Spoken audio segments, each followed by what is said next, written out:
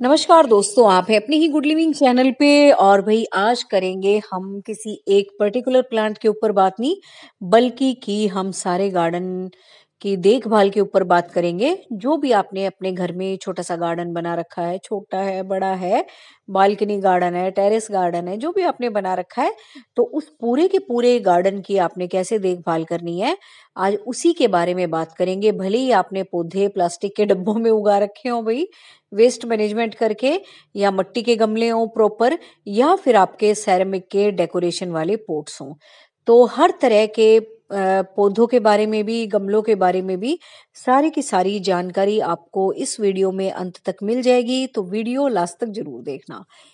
तो सबसे पहले आते हैं दोस्तों पौधों की जो देखभाल है, या पौधों के जो देखभाल करने के सबसे बढ़िया तरीकों में से एक सबसे बड़ा तरीका है, और वो कोई तरीका नहीं है दोस्तों, वो सिर्फ आपने करनी है अपने पौधों की टाइम से कटाई छटाई।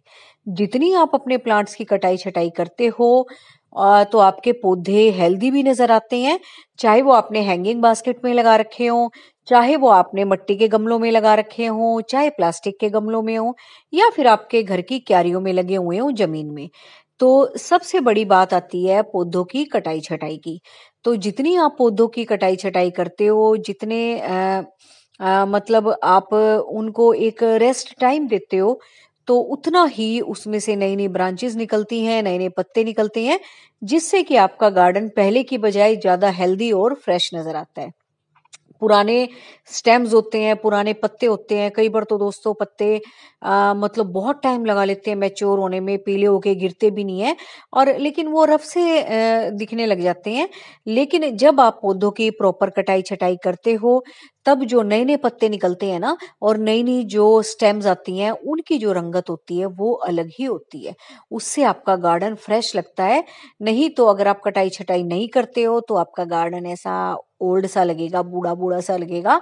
लेकिन अगर आप टाइम से कटाई छटाई करते हो, चाहे आपके फूलों वाले पौधों की कटाई छटाई हो, या आपके फोलिएज प्लांट्स हो जिनमें कि खाली पत्ते आते हैं, या फिर आपके एवरग्रीन पौधे हो, कैसे भी आपके प्लांट हो, टाइमली कटाई छटाई से ही आपके पौधे स्वस्थ बनते हैं। तो सबसे पहला तो वही ट्रिक यही है।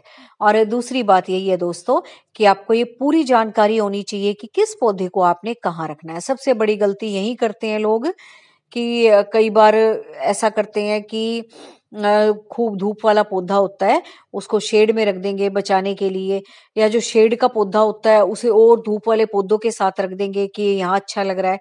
तो ऐसा नहीं होना चाहिए। आपको बिल्कुल पता होना चाहिए कि ये जो प्लांट मेरे पास है, इसको मैंने कहाँ रखना है, कहाँ प्लेस करना है। इसको शेड एरिया में रखना है, इसको आउटडोर शेड एरिया में रखना है, या इंडोर रखना है, या फिर मैंने इसको धूप में रखना है, या फिर इसको पार्शियल सनलाइट में रखना है। इतनी सनलाइट भी नहीं इसको मिलनी चाहिए कि ये जली जाए, और इसको शेड में भी नहीं रख सकते, इसको थोड़ी धूप भी अच्छी लगती है। तो ये सारी चीजें भी एक पौधे के बारे में जानना बहुत जरूरी है। अब तीसरी बात आती है भाई गमले के बारे में। गमला आप कौन सा चूज करें? तो देखो भाई, सबसे बढ़िया गमले तो होते हैं मिट्टी के। मिट्टी के बाद आते हैं सीमेंट के।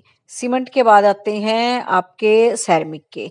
सेरेमिक के बाद आते हैं आपके प्लास्टिक के। और फिर तो जो भी आपके पास वेस्ट सामान हो घर में, किसी में भी लगा सकते हो अगर आपको पौधे लगाने आते हैं तो नंबर वाइज तो भाई यही है कि सबसे बढ़िया गमले जो होते हैं मिट्टी के होते हैं। उनमें जो होता है ना एक एरिएशन कहते हैं जिसको, तो वो बहुत बढ़िया होता है। और उसके बाद तो सब कम हो जाता है। प्लास्टिक में तो बिल्कुल ना के बराबर ही होता है, बस ऊपर से ही होता है जहां से सोइल होती है, साइडों में से तो बिल्कुल भी नहीं होता।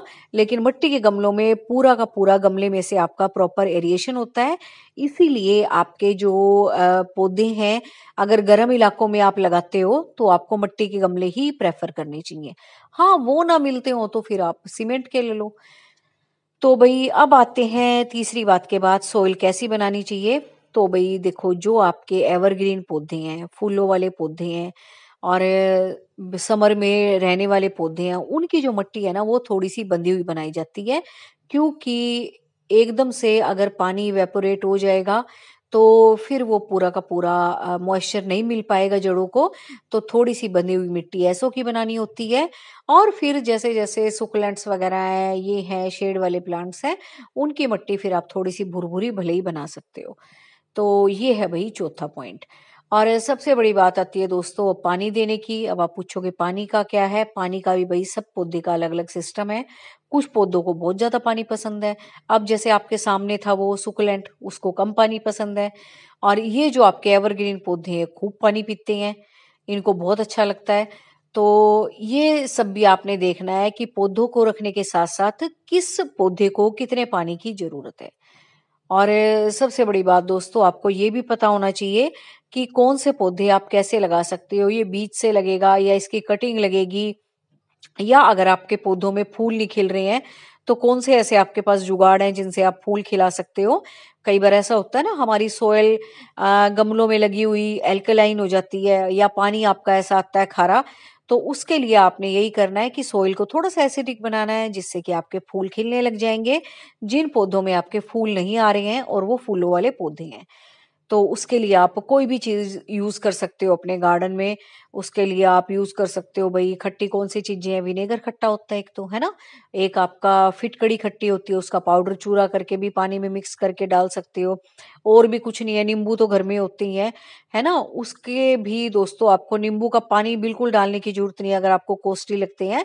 जो आपके निचोड़े हुए, स्क्वीज़ किए हुए नींबू है ना, उनको भी आप पानी में भिगो के थोड़ी देर रख के, या जैसे आज छिलके हैं तो उनको पानी में डिप करके अगले दिन फिर पौधों में डाल दो, वो भी एक बड़ा बढ़िया काम करेंगे।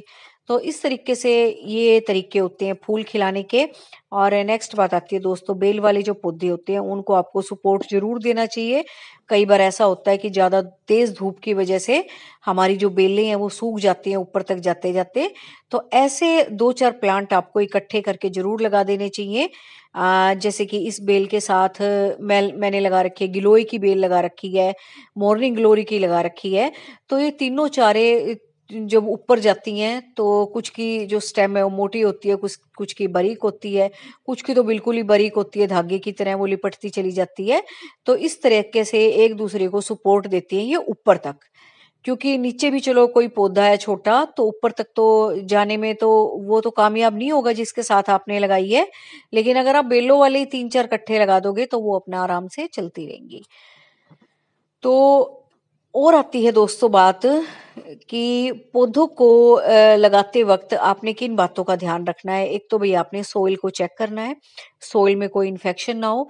अगर आपको लग रहे हैं छोटे-छोटे से इंसेक्ट्स हैं जब आप सोइल की गुड़ाई कर रहे हो, तो उसमें फिर आप क्या करते हो, हल्दी पाउडर भी डाल सकते हो, ब्लैक पेपर पाउडर सोइल को एनरिच बनाने के लिए डाल सकते हो, कंपोस्ट मिक्स करके आप पौधे लगा सकते हो, जिससे कि थोड़ी-सी जो वैल्यू है सोइल की वो बढ़ जाती है, न्यूट्रिशियस वैल्यू, जिससे कि पौधा और ज़्यादा फलने-फूलने में कामयाब होता है। क्योंकि अगर देखो सोइल में कोई ताकत ही नहीं होगी, तो फिर वो पौधे को कैसे चलाएगी? ज़मीन में तो फिर भी लगे हुए पौधे चल जाते हैं, लेकिन गमले में तो देखो लिमिटेड सी मिट्टी होती है ना? और कितनी देर तक वो पौधे को बाँध के रखेगी? तो गमलों में ज़्यादा ध्यान देना होता है। इस तरह के अगर क्यारी में लगे हुए हैं पौधे, तब तो हम ना भी ध्यान दें, अपना जब टाइम आता है इनका बाहर का, तब ये फल भी देते हैं, फूल भी देते हैं, अच्छे पत्ते भी होते हैं, खूब हरे-भरे भी रहते हैं। लेकिन इस तरीके से अगर आपने गमलों में पौधों को हरा-भरा रखना है, तो आपको इनको कुछ एक्स्ट्रा देना होगा। और इस तरीके से अपने पौधों को लगाना होगा मिक्स मैच करके। अगर आपकी आदत है मेरी जैसी कि जो पौधे हैं ना वो एक जैसी तासीर के हों, सबसे बड़ी बात। ये नहीं किसी को ज़्यादा पानी पसंद, किसी को कम पानी पसंद। बस दोस्तों यही बातें थी ध्यान रखने लायक। उम्मीद है आपको ये वीडियो अच्छा लगा होगा।